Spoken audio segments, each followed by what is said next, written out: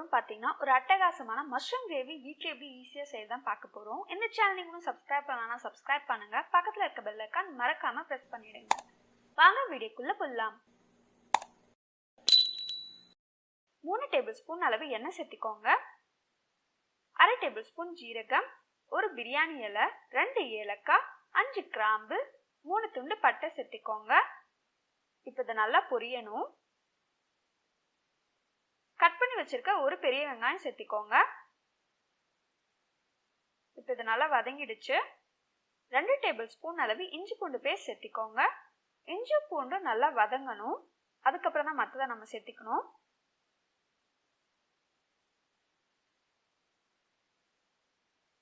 இப்போ இது நல்லா வதங்கிடுச்சு. இதில் 2 தக்காளி சேர்த்துக்கோங்க. இப்போ இதையும் நல்லா மிக்ஸ் பண்ணி விடுங்க. 1/2 டேபிள்ஸ்பூன் அளவு கல்லுப்பு சேர்த்துக்கோங்க. 1/4 டேபிள்ஸ்பூன் மஞ்சள் தூள்,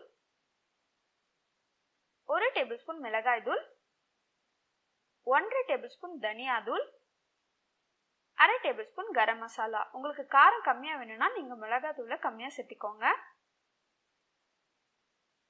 இப்போ இது நல்லா வதங்கணும். இப்போ இது லைட்டாக அடிப்பிடிச்சிடும். மசாலா சேர்த்துனோடனே கொஞ்சோண்டு தண்ணி சேர்த்துக்கோங்க. இப்போ இதை நல்லா வதக்கி விடுங்க.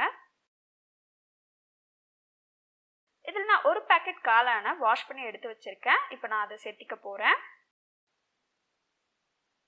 இப்போ இதையும் நல்லா மிக்ஸ் பண்ணி விடுங்க.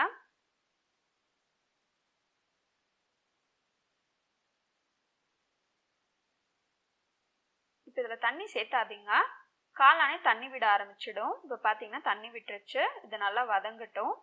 இந்த ஸ்டேஜில் ஒரு கையளவு தேங்காய், ஒரு 10 முந்திரியை பேஸ்ட்டாக அரைச்சி எடுத்து வச்சுருக்கேன். அதை நான் இப்போ சேர்த்திக்க போகிறேன்.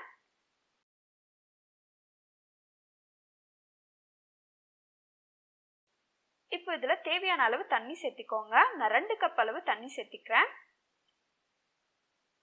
இப்போ இது நல்லா 10 நிமிஷம் வேக விடுங்க.